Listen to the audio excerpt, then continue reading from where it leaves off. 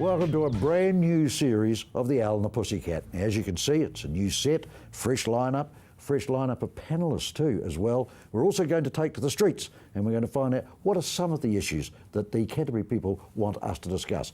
But at the end of the day, we rely on your feed in. So you've got to give us the letters in and we'll discuss them, throw them open to the panel. Don't know that we'll resolve everything, but we'll have a lot of fun on the way through doing it, I can tell you.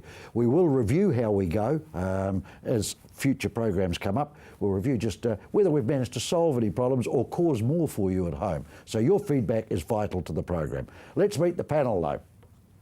Now, it's wonderful to be back, as I have said, but of course, lest we forget our darling Andrea, of course, who has done the most incredible job whilst I've been away. Oh, you have been a star, honestly, Andrea. Thank you, Jeffrey. Just a little something from us here at CTV, your other family, to say thank you so much for the incredible job that you have actually done. Well, as you can see, Andrea has been part of the CT family for quite some time, that's for sure. She's dabbled in a bit of presenting, and of course she now is here and promotes as well her store, which is running very successfully, called the Mohair Store, and for the last 7 years she's been part of it. So great to have you with us. A single mum, you're very clever, a boy and a girl, and they're aged 10 and 7. Interesting times, Andrea, with kids that age, I would think. Oh, absolutely. Always a challenge. You even look back, when they were little, you think actually it was probably almost easier then. Was it really? I think so. Yeah. Every age is a new challenge, but it's good though. They're awesome kids. So. Solid mum comes with its own issues. Yes, absolutely. So yes, do the whole shared parenting thing, and it works well. It takes a while to get into it all, but we've got it all sorted for 2015. I think that's probably going to unravel as we go through some of the questions that some of the issues do involve. Yeah. Single parents. Okay. Lovely. Serena Ronganui is our next guest, and lovely to have you here. And let's just have a look. There we are. You're heavily into the fitness by the look of it. There she is, and there she is again. That's what it does for you, see, if you push the weights, doesn't it? Tremendous. Okay, born and raised in Christchurch, yes, but done some time overseas. The thing that really intrigues me, though, is you've got a company, you and your husband, that's going gangbusters at the moment, called Fat Burning Ninjas, and it's all over Facebook. What is Fat Burning Ninjas? Well, that is totally his idea, calling it Fat Burning Ninjas, but it's just a nutrition workout plan, pretty much like having a personal trainer, but in your own home, so you don't have to like leave. And both of you are participants in that? You both are health and fitness people? Yeah. I have to say he's a lot more into it than I am, because I still, Take us back to your What Now days. Yeah, well, I'm still doing a bit of TV now, but back in What Now, that was like 10 years ago now, but that was so much fun. That was my first job. Or, first job presenting in television. Before that, I was the cabler, I was the cup of tea maker, so. And it's become really a staple diet now, What Now, hasn't it? I mean, it's it's tremendous. Yeah, what do you call it? It's a household name. It's been going for over 3 decades. Yeah, terrific. Yeah. And some great presenters have come through, haven't they? Yeah, this is true, yeah. Looking at one right there, you see, how's that? Well, Cassandra Rolls rounds out our panel today, and we'll just have a wee look, because she is a glamour and wedding photographer, which is good, owns and operates Harper Avery Photography. She's also a part-time model, and the big coup we've got for the Pussycats today is she won the Queen of the carnival down there in Caroline Bay this year. Congratulations. Second last year, winner this year. Yes, yeah, can only get better. Well, where do you go from there? I mean, Miss Universe is next, I suppose. I don't quite know. You've been married for 4 years, no children. Yes. Okay. Yeah. So that's our panel, and let's get into it, because we have had some male traffic, which is great. Now, I said that last time, male traffic, and I got laughed at. What I meant was M-A-I-L, okay? Male traffic. Right. First is from Lisa in Christchurch. It's an interesting one, this one, and I'm a single parent. Right, so we've got that under control. Work full-time, can't afford to take time off. I feel terrible not being able to spend the holidays with my son and shipping him off to a holiday program every day. It's not much of a holiday for him when he's in a school hall the entire length of the holidays. Am I a bad parent? That's the question. Any ideas of what I can do? Lisa, we will try. We will start with a single mum, and we will ask Andrea, does that crop up in your life with the children? Oh, absolutely. And I guess to answer, her last statement, are you asking if she's a bad mother? Absolutely not, because we all have that mother guilt of whether you're doing the right thing for your children and whether you should be putting them in after-school care or before school care as well. But you just got to do what you've got to do for your individual circumstances. So do your children go into holiday programs? They do from time to time. Yeah. There's a heap of different ones around. So if she is concerned about them, children who've been in a school hall, there's lots of ones through Sport Canterbury. We're out and about. YMCA I've put my daughter into. They do art and crafts. So maybe to look into a few more options. There are a lot out there. Do you try and find some highlights for the holiday period though yourself for your kids? Well, I do, and I guess in my situation we have shared care, so I have a week of the holidays where I've got the children, a week where I don't. So I try and take as much time off when I've got the children. So how do you juggle the money store and kids and holidays? I've got awesome staff. Right, okay. Yeah. So you can get that time. I can. Now in Lisa's case, obviously she's got a difficulty. She has to work and I've got lots of friends who are in that same situation. Yeah, so I guess don't feel guilty. There's enough things to feel guilty about, have quality time with your child, not quantity. Serena, I can imagine as a solo parent, which Lisa obviously is, there's a great temptation to blame yourself. How do we get her over that? Yeah, well, I think the most important thing is not to, because I think with kids, I don't have kids of my own, but working with kids, if you can, I guess you guys can testify to it, but it's it sounds cheesy, but quality time over quantity of time. If you can just make that 10 or half an hour a day, or even if it's just once a week, to just connect with your kid and just be like, hey, how are you doing? This is half an hour, it's all about you. What do you want to do? Do you want to watch a movie with mummy? Do you want to read a book? And we've just got half an hour, and not, Absolutely. Don't feel guilty. What she's doing for a kid is amazing. She's providing a good life. Let's go now to a mum who's got 2 children. How do you juggle your life with... They seem to be on holiday all the time, I've got to tell you, but never mind. Do you get that feeling? They do. Yeah. How do you juggle it? I am a working mum, and it does get really, really hard. But you've just, like Serena said, you've got to choose the quality time over the quantity. So on the times that you do have valuable with them, just make the most of it and do the things together and just focus on the kids. And then when you have to go to work, they know that that's the working time. As opposed to Andrea though, does your hubby take up the slack? Does he help out that way? We're quite lucky because we own a dairy farm, and so he goes to work on the farm and he can take the kids with him. So they like their dad time.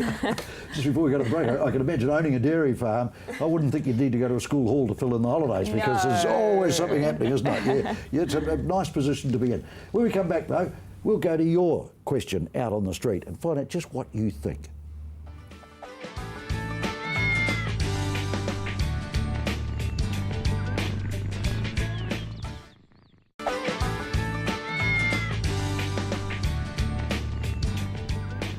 Welcome back. Every week we're going to go out to the streets and ask a question. The topic this week is, there's been a lot of media lately about the bullying of a contestant on a music show. Yeah, we'll name it was the X Factor, okay?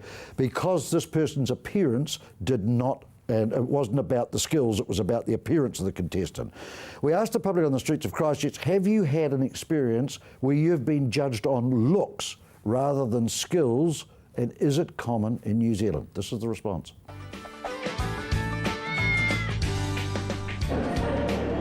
I have, but I was lucky that I was brought up and worked in my parents' business and hotels. But I realised that way back then that I was into beauty contests and so on, so it did benefit me. And I used to feel a little bit sorry for people if they were a little ugly, because I know they didn't get the same treatment, which is not nice, but it's the way the world is.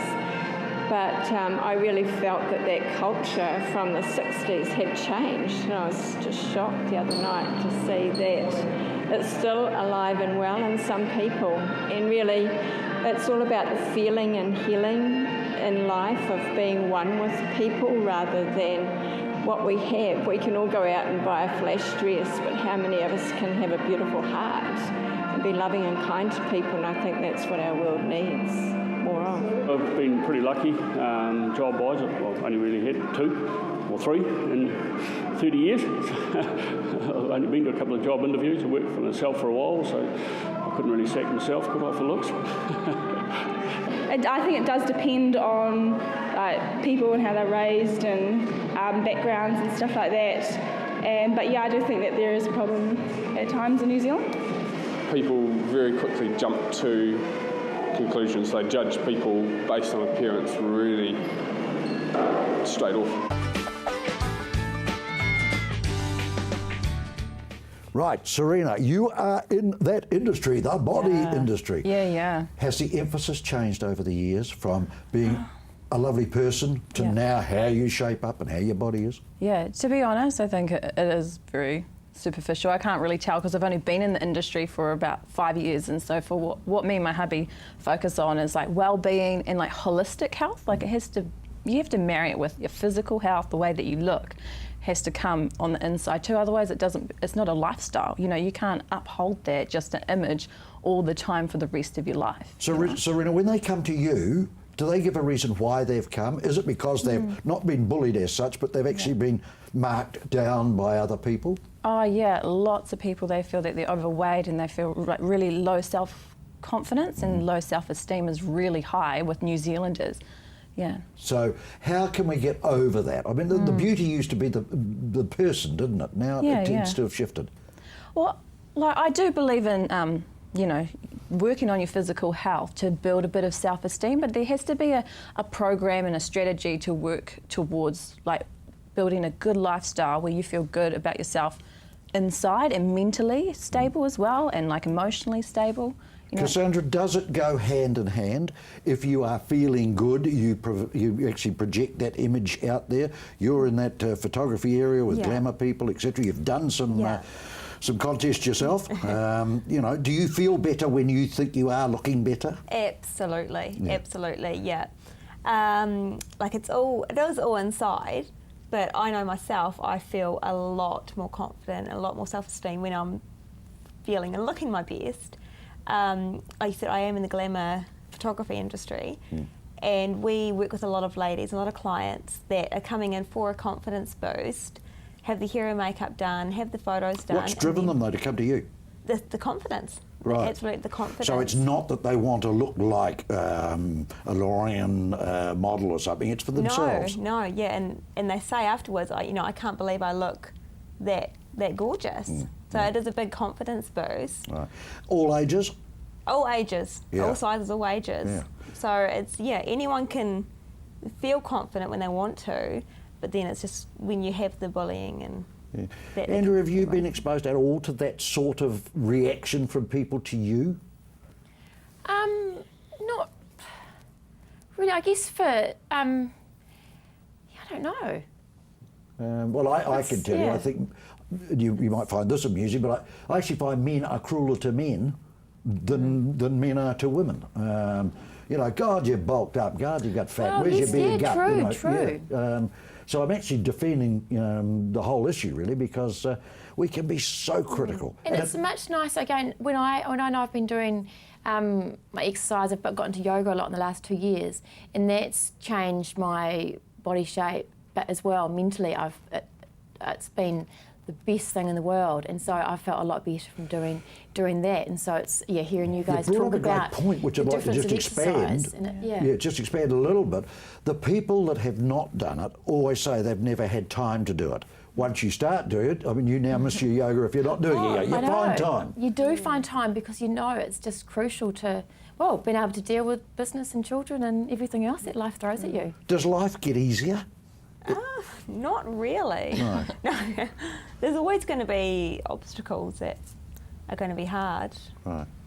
Do you feel sorry for some women, who just don't quite get it? There is a way to actually raise yourself, improve yourself, whatever? Yeah, definitely. Well, I actually feel sorry for the men, like you raised that point. And I actually think, because women are we're open, we share how we feel a lot more than men do. And it's actually kind of like a silent disease for men because in the industry that we've been in, my husband went through it too, is like body dysmorphia and like eating disorders and stuff like that.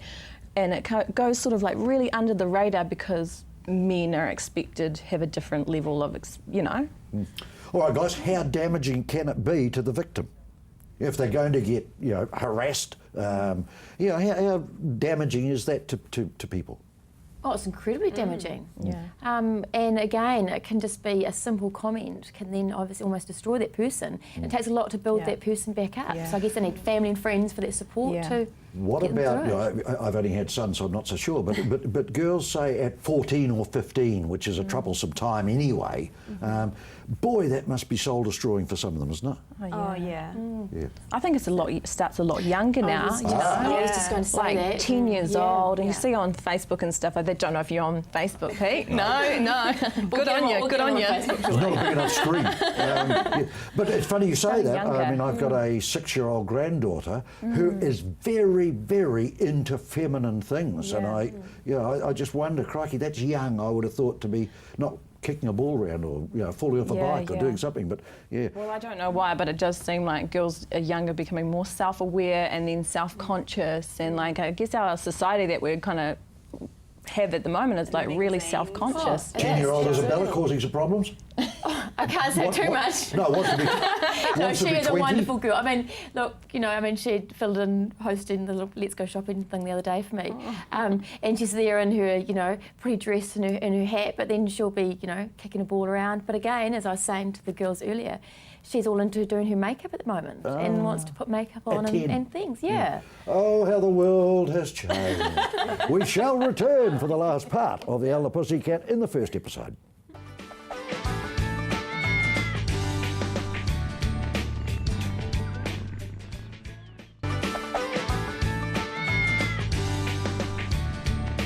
Welcome back. If you just heard that last question, just talking amongst ourselves here in the commercial break, just interesting.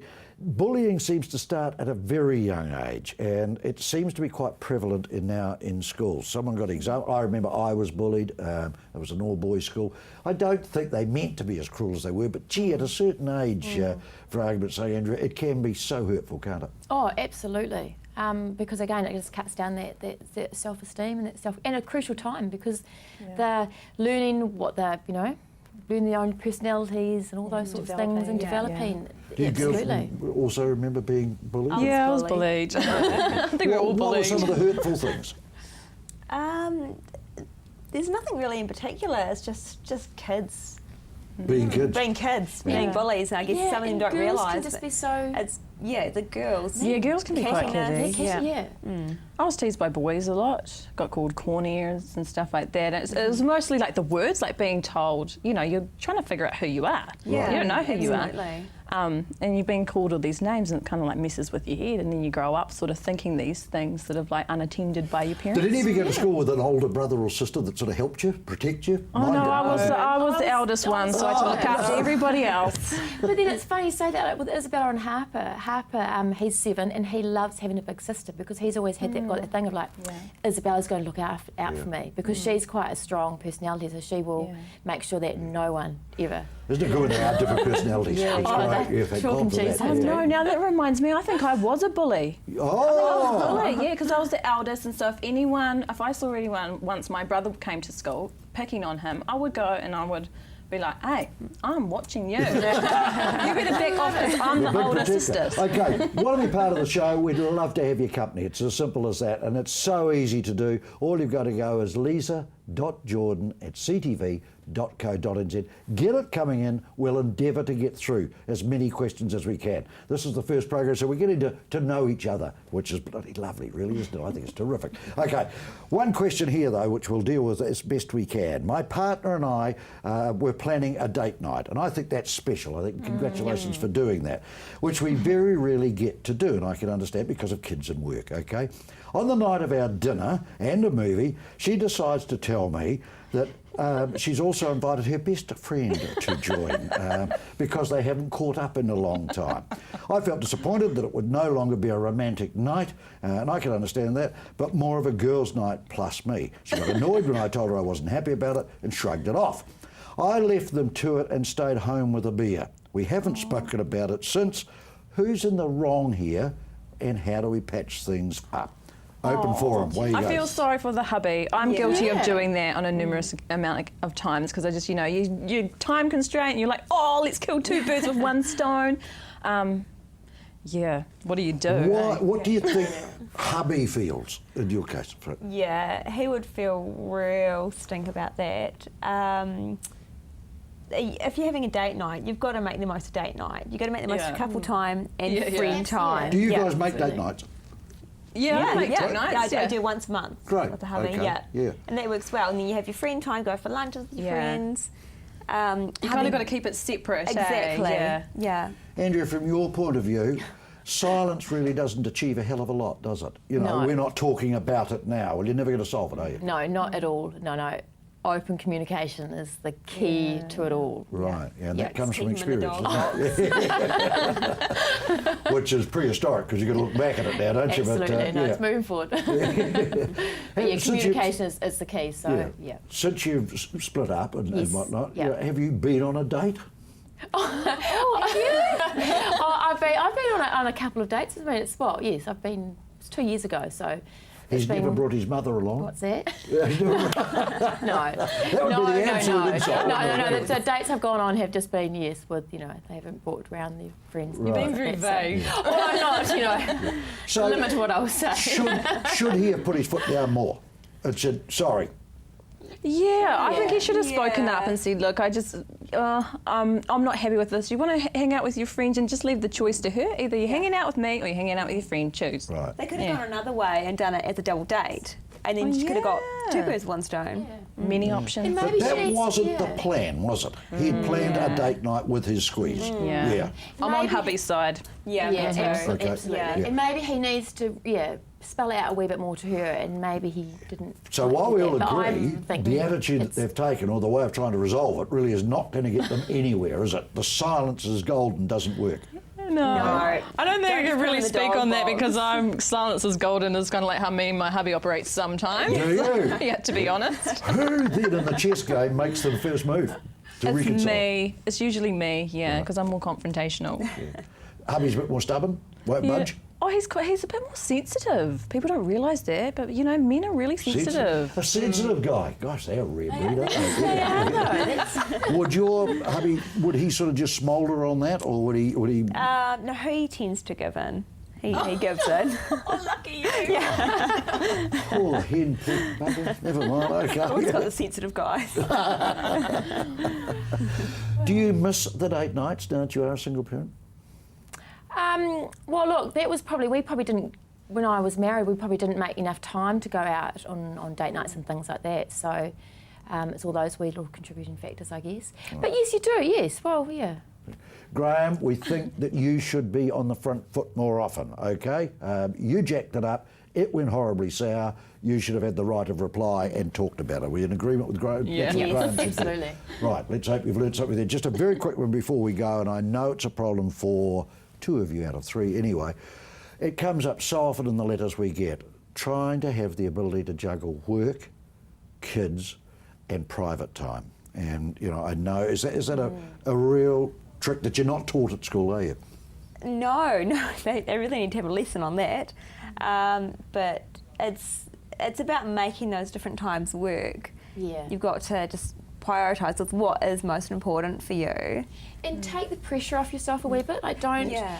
maybe if you leave the washing or the vacuuming and go out for a date night, Yeah. that's all right. And it's probably better to go and do that. Yeah. Take the time, because All right, well, before we go, guilt's a terrible thing, isn't it? We feel terribly guilty if we do something, If it might be your time, you feel guilty taking it. If you put it all to the kids, you feel guilty about everything. Okay. So, all right, been great having your company. We will be back next week with a whole raft of new questions and what's happening out on the street.